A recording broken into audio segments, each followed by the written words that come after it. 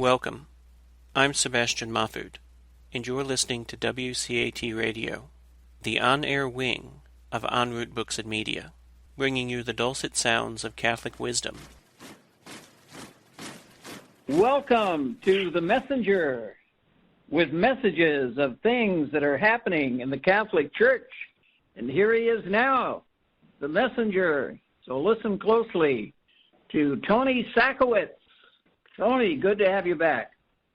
This is the first time I'm back on air in about a year and some months. Yeah, about 15 months ago. This is the first show with you, and if you can introduce yourself, that'd be great.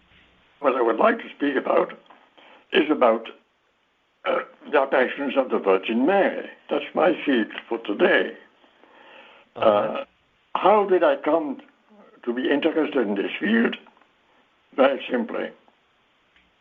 First of all, because I don't like current public opinion. And the current public opinion is that wonders, miracles, and so on are suspicious things. Right. People are quite willing today to accept religion on their terms. That is, a religion without any wonders, without any miracles, without any prophecies, something where you go to church on Sunday and feel good about. But that's just the outside expression of faith. The inner expression is love, the feeling of love, the feeling that one is loved, that one is loved, and that one loves. And where does one feel this? How does one get this feeling? Well, there's a place where one gets a feeling of being loved, and that is when one goes to the place of Marian apparitions. There's a certain proximity of heaven which throughout they feel. They feel that what is supernatural is close to them. I mean, we are not mystics. We go there. We don't have mystic experiences, but we've got spiritual experiences. Sometimes these spiritual experiences graft themselves on visible signs. And these visible signs are there for all who are willing to see them. They can be something as tenuous as a perfume of rose, a perfume of rose. Right. In winter, in December, in Skio, for instance. Now, the first time I went there with my daughter and with my wife. They stopped at the hotel. I went further. I went to the place which I knew was the place where the Virgin had appeared. I was alone. It was dark. The church was closed. I was standing there. And all of a sudden, I was overcome by an intense perfume of rose. I looked around. All I saw were some dead shrubs, which might have been rose bushes. I don't know. Oh, no. No. It's roses. You don't need a rose bush. I know exactly what you mean, and that happened to me also, but I was in a car driving. I know what you're saying. I see. All right. And the next day, when my wife and my daughter accompanied me at the place of apparitions, they smelled the same rose smell. And they said, last night, when you came back from your lonely visit, you brought this perfume with you in your coat. We didn't know where it came from. All right. So there's something tangible. These tangible signs take many shapes and forms according to where one goes. Sometimes it can be as obvious as when the sun starts turning around. I'm not speaking of something as grandiose, as earth-shaking as at Fatima. But phenomena reminiscent of Fatima do happen nowadays. Oh, yeah. And they happen often. So, very often, yeah. Yes. I agree. Now, in other words, we should be willing to overcome our prejudice against the visible, the tangible, the obvious forms, which what is supernatural takes. Right. We are not mystics, right. but we need help. We need company. We need association with good people. We need to be carried by the prayer of the crowd. And at San Damiano, for instance, we used to recite 9 rosaries a day. And it took us 6 hours. And it was never too long. And it was never boring. And it was absolutely wonderful. When did this rose incident happen? How old were you then, my friend? Well, that was in the early 70s. No, the rose happened in the 90s. We went to Skio in the late 80s, early 90s. Oh, yes, I got most of my... All right, so your dad was how old then? Approximately? And you were about 70 years old? Yeah. Yeah, I was about that. I certainly was 30 years young. Okay. It's important that the listeners know, some of the background and some of the time frames of when it happens. Now, have you had anything like that? Was your calling, right? To start the book? Is that what prompted you? No, my father had an interest in apparitions and prophecy for a long time already. Yes, of course. I mean, I'm interested in history. I'm interested in facts. Okay, so you were what religion were you raised at? I'm curious. Catholic. He was a cradle Catholic, very pious you are family. cradle. And his father already was very interested in mysticism and went to see Padre Pio, and as did my father. Father didn't go to see Padre Pio. Okay. I went to see Padre Pio. Okay. And you did? Your grandfather went to see Teresa Neumann. He saw her during the apparitions of Holy Friday. Okay. Uh-huh. You've heard of Teresa Neumann in Germany, haven't you? I mean... She had the stigmata? Yes, this happened in the early 30s. She had stigmata, and she relived the sufferings of Christ and repeated what she heard in Aramaic. There is a very simple country girl who speaks Aramaic. Now, the newspapers spoke about this in the early 30s in Munich. Uh-huh. And there was a Protestant called Franz Gerlich, who was the director of a Protestant newspaper. And he said, I'm going to go there and I'm going to debunk this thing. He went there and he was instantly converted. Needless to say, he had to pay dearly for his new convictions, because when the Nazis took over, one of the first people they shot was Franz Gerlich, who's thus famous because of that. Uh-huh. Now, these marvels have been happening in church a long time, but now they have increased and multiplied. And this is what I noticed. And that is why I thought I should do something about it and record what I'd seen, what I'd heard, what I'd read. And this explains my book, is Mary appearing today.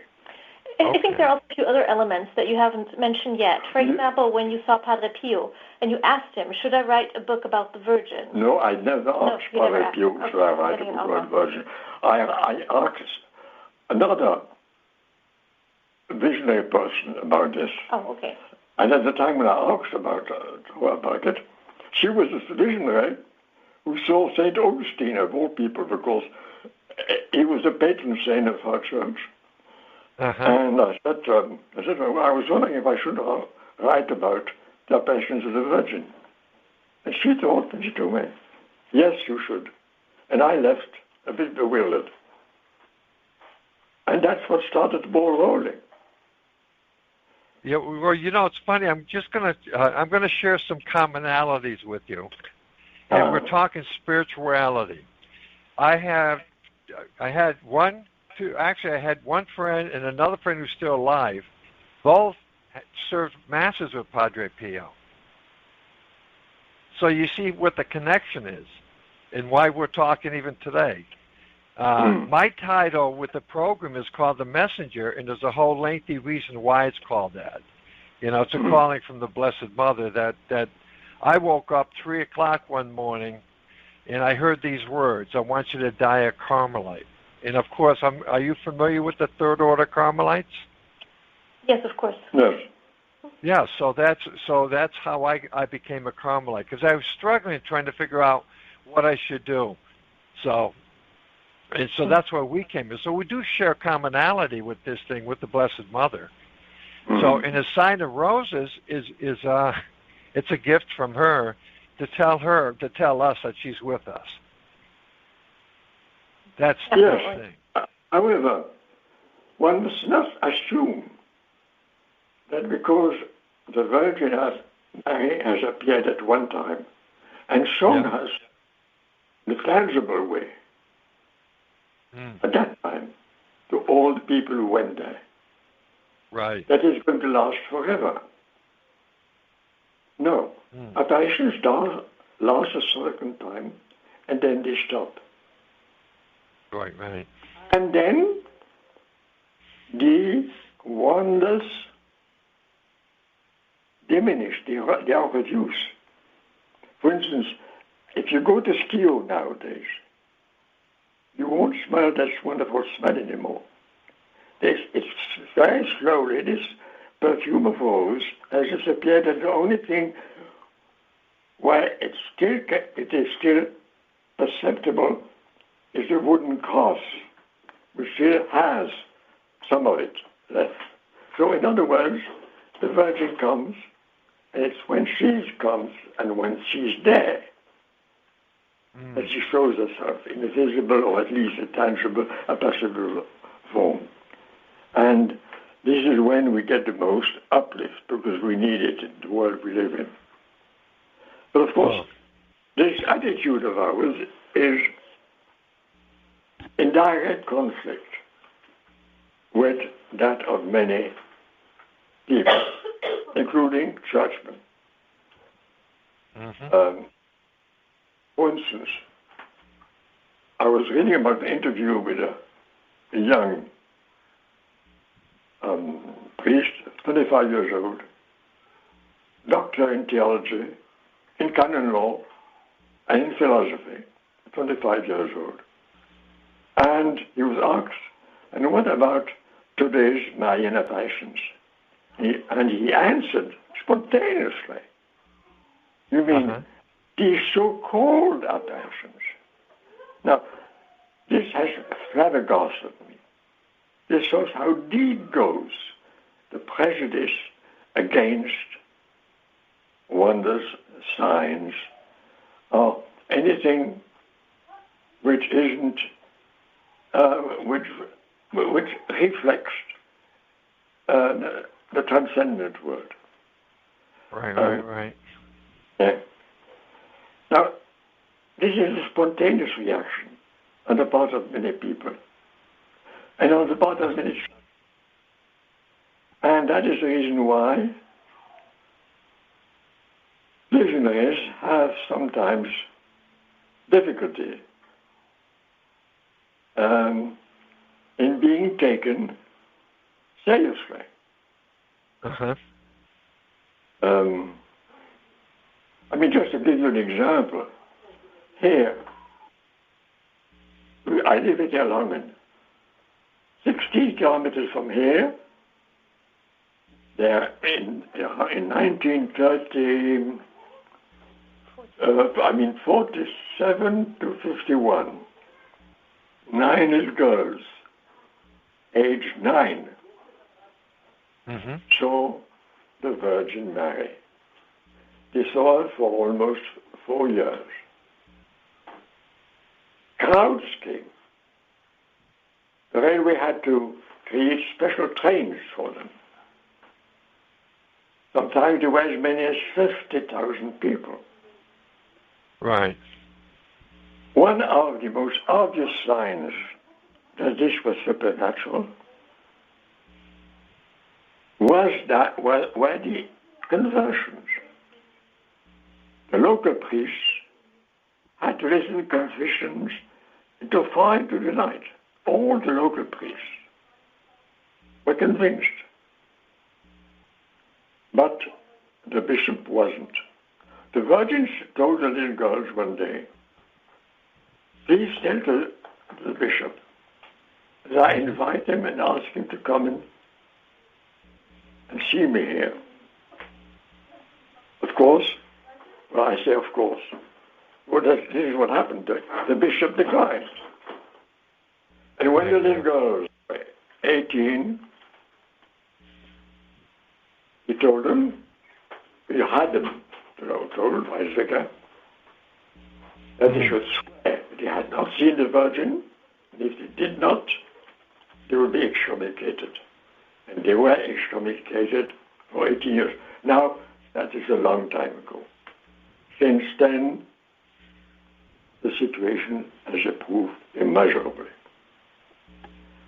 But this doesn't prevent funny stories like the following one from happening. This was around in the 90s. They had put a sign at Wolfsbach, at the church of Wolfsbach. Put a sign that says, it is forbidden, under penalty of excommunication, to go to the place where the Virgin is supposed to have appeared. There is a seminarist who came, looked at it, read it, and who tore it off, tore it down. Somebody filmed the proceedings. The picture was sent to the bishop, the local bishop. The local bishop called the seminarist, who happened to be a seminarian from somewhere else. And, in other words, someone over which he didn't have any direct authority. And he said, how dare you do this? He said, but Paul IX. What? Paul VI. Paul VI, I was absent-minded. Paul VI. People could go and pray wherever they wanted, as long as they did this without causing a scandal. Right. And then he said to the bishop, you should declare that this space of Heroldsbach is what we call in German a Gebetsstätte. That means a place of prayer officially approved for that purpose. And the bishop answered, over my dead body. Now, 13 years later, 9 o'clock in the morning, as the local diocese newspaper was hitting the newsstands with the news that Heroldsbach was a place where one could go and pray, and the bishop approved of people going there if they wanted. Yeah. At that moment, he died. Oh, man. Yes, things like that happen all the time, Well, sometimes you have to remove these obstacles. That is with intellectual movers. What I want to add to place about Heroldsbach in Germany. So there were incredible miracles. I mean, there was the sun dancing. Some people, masses of people, saw the Blessed Mother. So it wasn't just those 9 children who saw the Blessed Mother. Oh, no, yeah. Well, I've witnessed the sun dancing more than one. I've witnessed a lot of stuff. But that's why we're doing this ministry, your dad and I and yourself, because we're called into it. These miracles is for us to promote our faith and basically to be warriors, especially today. We have to be warriors for Christ. And I'm sure that you've been ridiculed and yelled at and disbelieved. And you know what? That's fine. Because like St. Faustina says, when she witnessed 3 rows going to heaven, walking toward heaven, and Jesus says the first row would look closest to me, look like me, and they would be the closest to me in heaven. And the second row was carrying their cross, and he said that they would be less than me in heaven, and the third row was dragging their cross and complaining. So I always say this, put me in the first row, please. As much as it's hard for us to do that, we're doing it. You see what I'm saying? So we should embrace that. We should really embrace that. And yeah, you're right. There's a lot of criticism, a lot of disbelief because people just don't want to believe. But it's not all their fault either. You know, Satan is running around doing a lot of destruction. A lot of destruction lately. And so the way my father structured the book is precisely responding to various objections that one hears, even among practicing good Catholics, regarding contemporary Marian apparitions.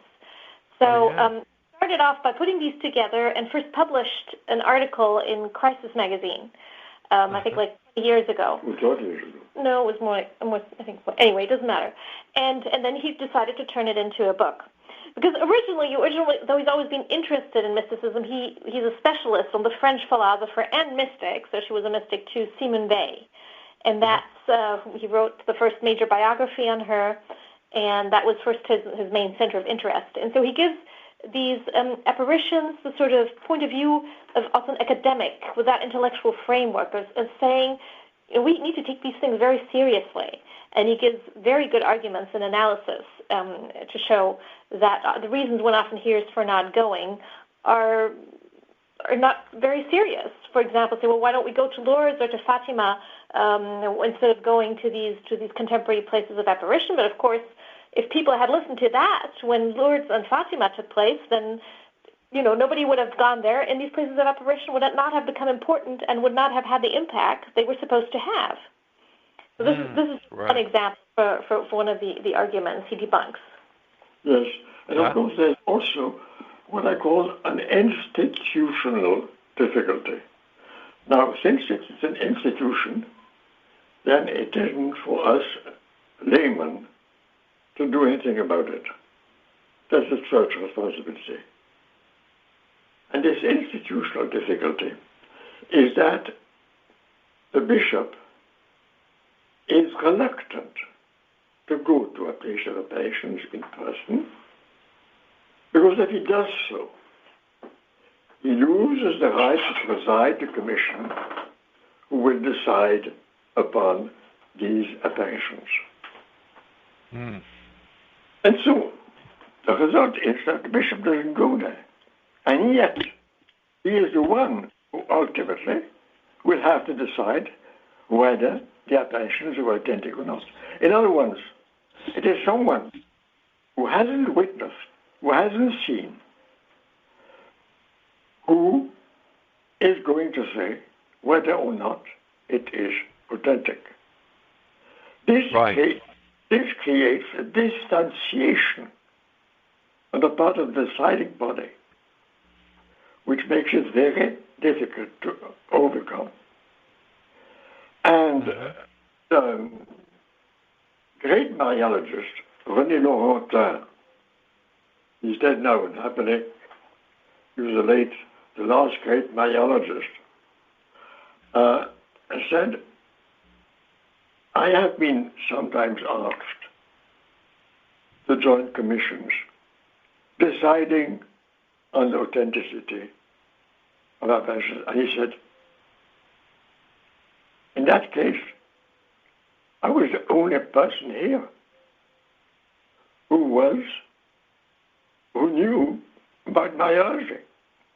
There were canonists, there were theologians, there were administrators. There's a certain lack of study of spiritual matters, which makes it very difficult for seers to receive the hearing they deserve. There's no doubt about it. But we've got to take it in stride, and we must rejoice that today we enjoy a freedom which our parents did not enjoy.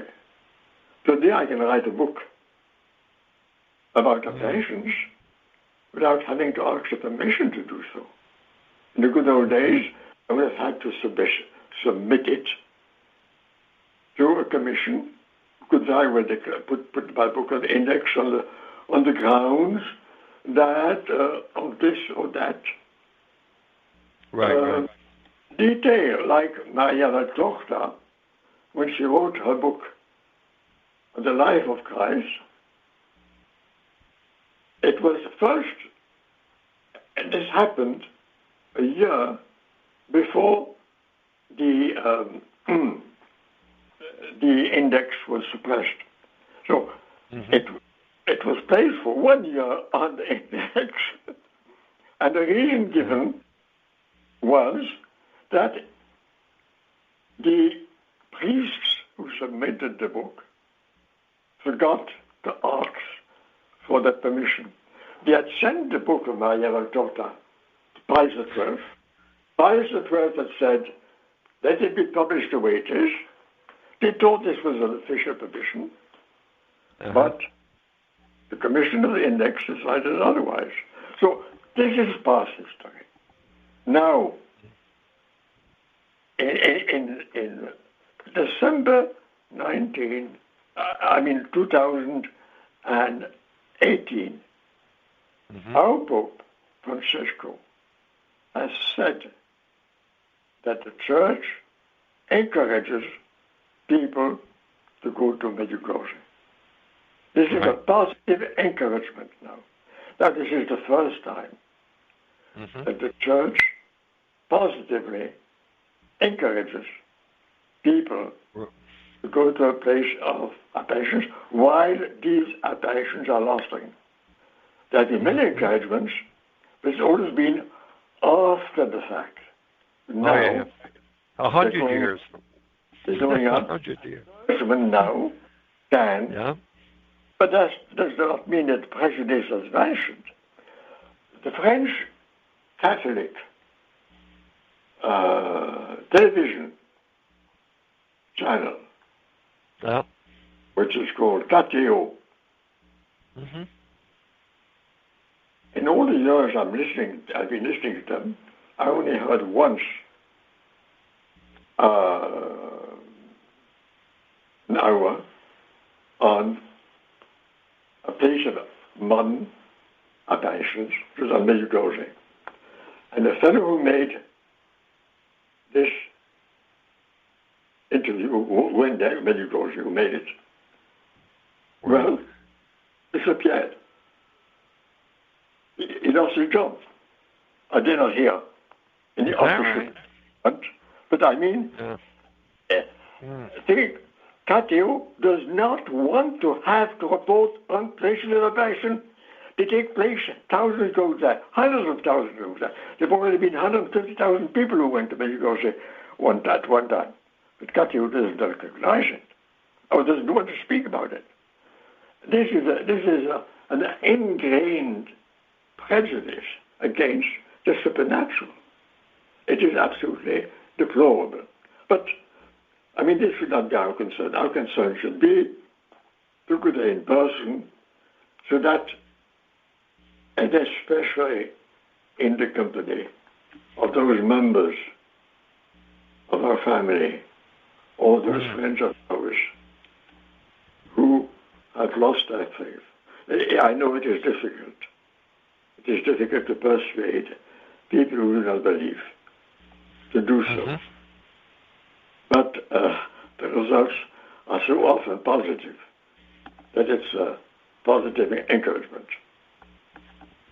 Yes, writing about the Apparitions of Mary has been a great source of happiness for me. I mean, here I am. I spend days about researching these subjects.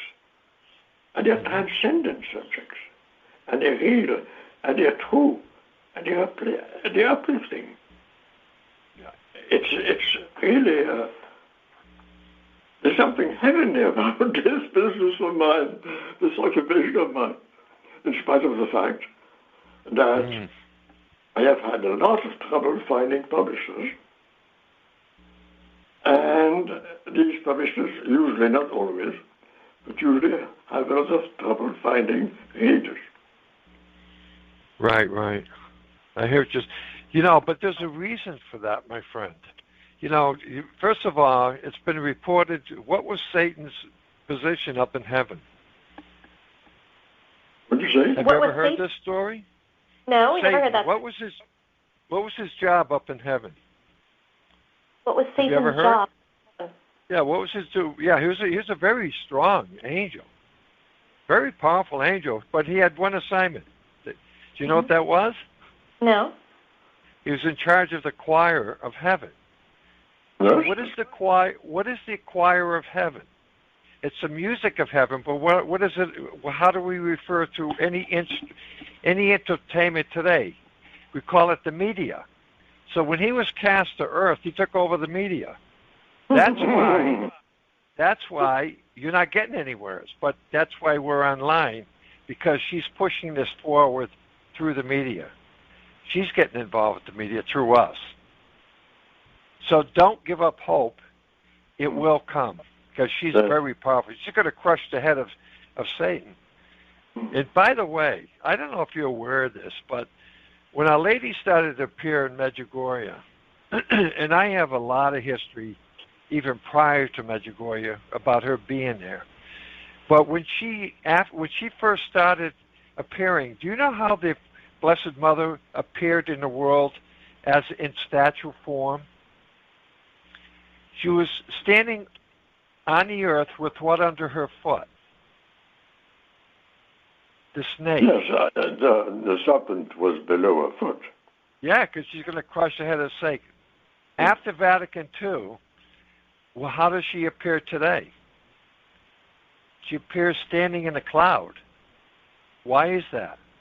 Because the snake has been released to test God's people for their free will. That's why we have the mess we have today. So that's a biblical truth, and that's also something you can see for yourself, because that's how she appears, standing in a cloud, not standing on the earth and not with the snake under her foot, because God allowed Satan to test his people. And that's according to Pope Leo XIII. So his prophecy, that's something you can look up. That's a very interesting prophecy, what happened. Yes. So that kind of makes sense now, right? Yeah. So you're going to get beat up. Satan's in charge, and he's testing God's people. That's why everything's in chaos. But once you know this stuff, it's like people come to me, like when we had the big, when they crashed into the towers in New York City. Totally demonic, totally demonic. Yeah. And people they come up to me and says, "Why aren't you upset?" And I wasn't. I was at peace. I said, because this is nothing. It's going to get worse. And it is getting worse. But that's why we're here, because we have to counteract that and give hope to people, because you know what? She's going to crush the head of Satan. She's already doing it in a lot of ways, by performing these miracles and people witnessing these miracles. And the miracles are not, my friend, not even restricted to Fatima and Medjugorje, Graham Bendel, and all these so-called famous places. They happen every day. They happen. I've witnessed the sun dance on a site right here in Connecticut, and I've witnessed miracles with a camera. I actually videotaped the dance of the sun in Medjugorje. I couldn't see it, But I had another miracle that happened to me, several. Mm-hmm. So don't give up hope. Your book will get published. It will get published. Oh, it is published. It is published. No, it's published in 3 languages. But of course, is that... That's great, yeah. But it will spread. There's no doubt about it. Yeah, so the book is called Is Mary Appearing Today? Right. And the name is Jacques Cabaud. So to put in a plug. Maria, by the way, while I have you on the phone, are you with your father now in Germany? I'm with my father at the moment, yes. Oh, you are? Okay. And are you using that Skype to communicate? I know you had... No, we're just using the normal phone. The regular phone, okay. That's good. Yeah. All right. Yeah.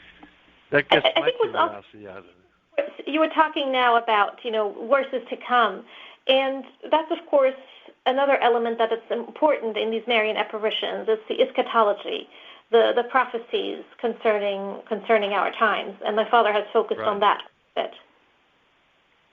Mm-hmm. Yes, obviously. These apparitions of the Virgin are eschatological. Grignon Montfort has said that the Virgin Mary would prepare the way to the return of her Son. Right. She prepared his way the first time, and now for his first return, she is preparing his way. And that's what the apparitions are really about. Now, what is Christ when he returns? What will happen? Well, that is the subject of my second book, which is on the end times. On the end times. Right. On the Mary of apparitions, that is, of course, I would say, I see it as a devotional book. I see it as a book which should inspire confidence in that. Look, she makes extraordinary promises. For instance, she says to the people who come to the apparitions at L'Escorial in Spain, she says, come here so that I should mark your forehead with the sign. Now, of course, she asks in return that the people should say the Rosary, the complete Rosary, and also go to the Mass and have communion on the first Saturday of each month. In other words, she is promising great graces of perseverance because we are going to be tried. The church is persecuted. Well, let me ask you, don't you, isn't our Lord revealing some of your past sins to you? That's what we're going through. What did he say? He reveals some of the past sins, some of our sins, like when we were kids and stuff like that. I sit with a couple other guys after Mass on a Saturday. We have these communications, and they say, boy, I thought I forgot about a sin a long time ago, but that was revealed to me. And as a matter of fact, even one of my friends went to a priest who was reading his heart and was telling him the sins that he forgot to confess. Isn't that interesting? Yeah. But those things are happening too because it's part of the process, the purity process, to try to get to eternity. That's our goal. We've got to get to eternity. This world here is tough. It's hard to live. It really is. Do you want to say anything about particular places of apparitions, either a little bit more about Schio or San Damiano or Garabandal? Well, all these places. Yes? Yes? Go ahead. Yeah, no, go ahead. I've listed the places and operations with which I am the most familiar, either because I was there or because I investigated and read about it considerably. By the way, today, it's a rather expensive occupation because I've got all the books. And also, I'm too old to go on trips now, but in the good old days, I used to go there in person, of course. And that was a great source. Great source of joy, and happiness, and feeling of security. Right. It must be hard now for you to travel through Europe. Is it difficult? Is it expensive? It must be crazy like it is here. Mainly, he's 96 years old, so he can't really travel anymore. That's the main problem.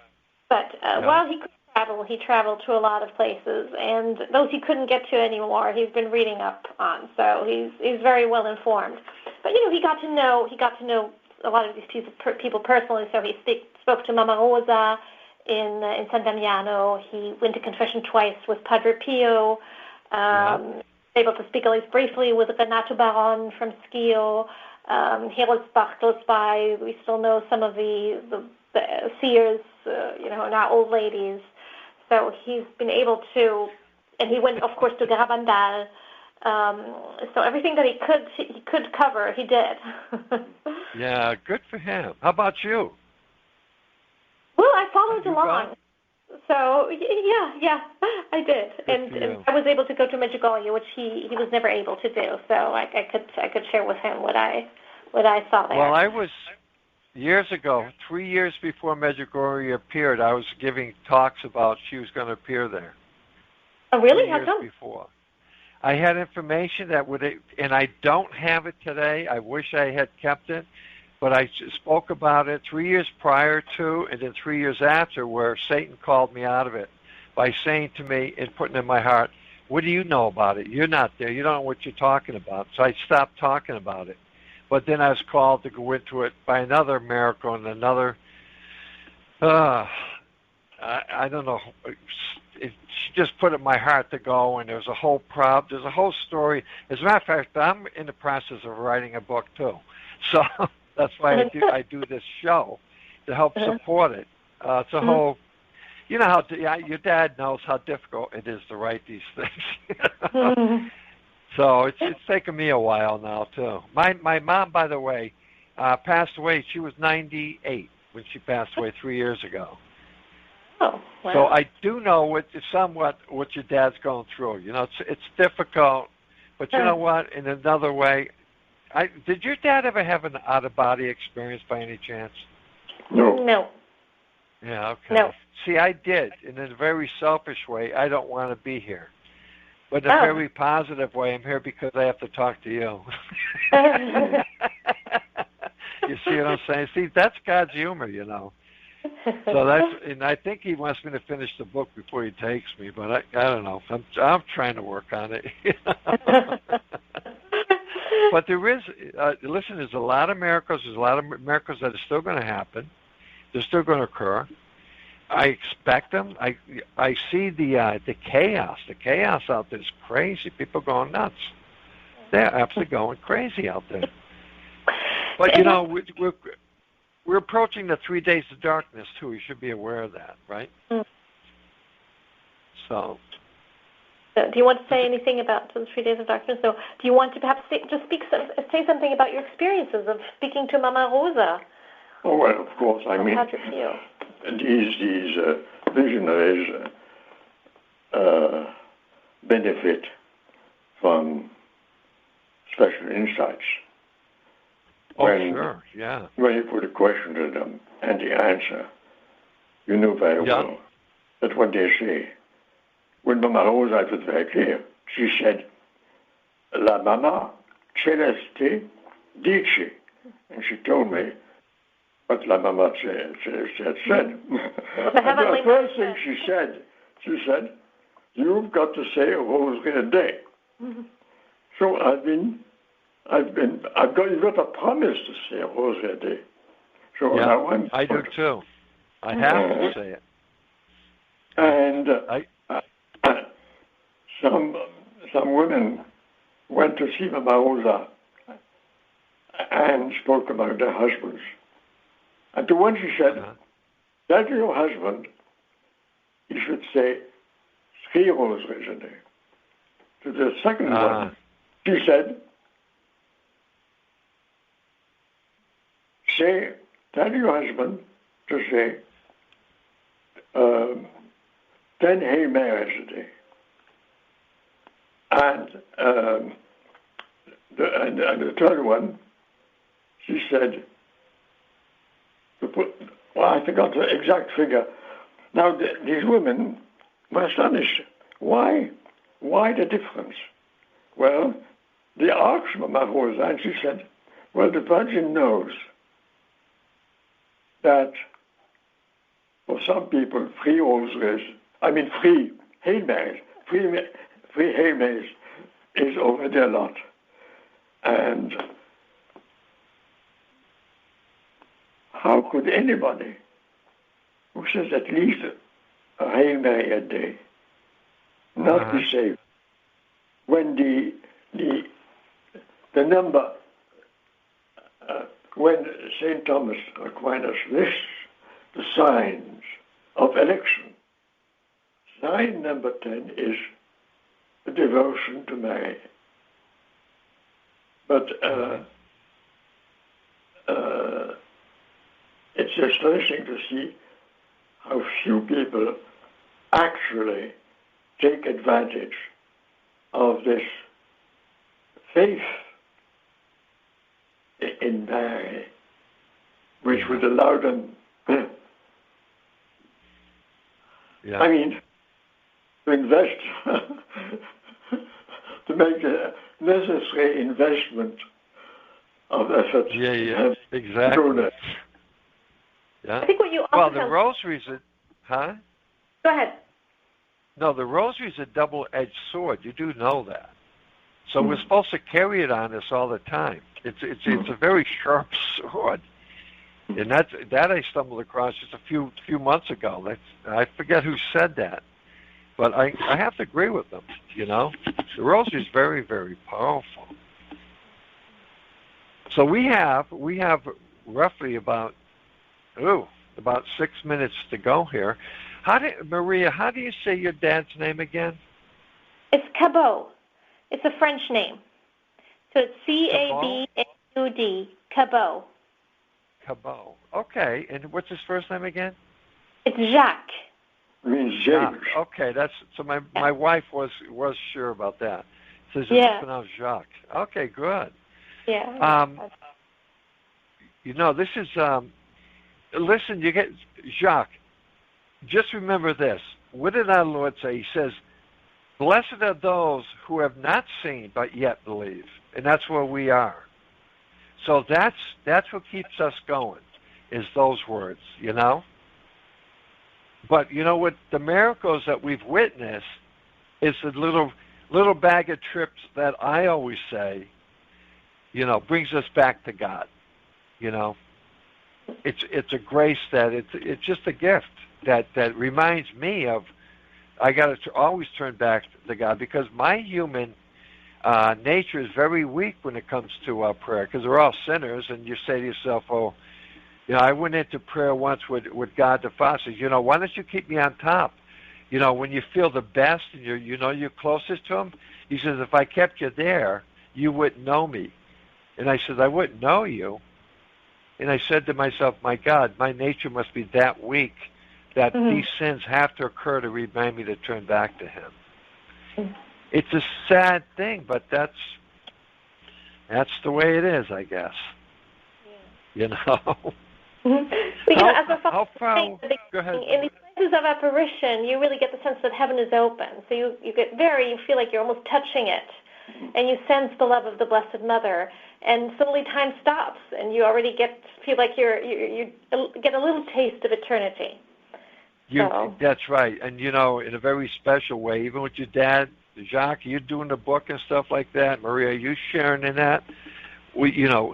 I can assure you, I'm also a Eucharistic minister. I was called into that a few years ago, and it was because of a miracle that happened in Medjugorje. But it was He's revealed to me that the altar is heaven. When we step on the altar, we're in heaven.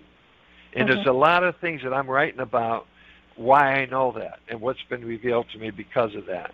It's a very special place when we go to Mass. One Mass, one Our Father. They said you could become a saint. I tried this. I read this thing about a guy who says if you just say Our Father in front of the tabernacle, just repeat it over and over again. I was lifted up. I felt like I was floating in the air. And it says you could become a saint just by saying that. Our Father. One devoted prayer, one, is worth so much, worth so much, and can save so many souls. I'm diabetic. Every time I take a needle, it's either a Hail Mary or an Our Father. I offer it up to release a soul in purgatory. Sometimes it really hurts. And I say to my Lord, I said, whoa, maybe that guy or that girl wasn't supposed to be released, but so be it. You know? Well, with that, so we'll be on again next week, next Monday, about the same time. 11 o'clock my time, and it's going to be around 5, what's it, close to 6 o'clock your time. Okay, so you want to do another interview? Yeah, we could do another interview. Of course. This is only the beginning. Okay. If you're open to it, I want to hear more about it. I want to hear more about your journey, too. Okay. How's that sound? Sure. So with that, we got 2 minutes, so let's end in prayer. We'll say, Father, we just give you thanks for this time to be together. And although we're apart, we're close to you. In Jesus' name, we thank you. Amen. Amen. Okay, God bless. We hope you enjoyed the program and will join us back for another show on WCAT Radio. This is Sebastian Mahfood. Good day.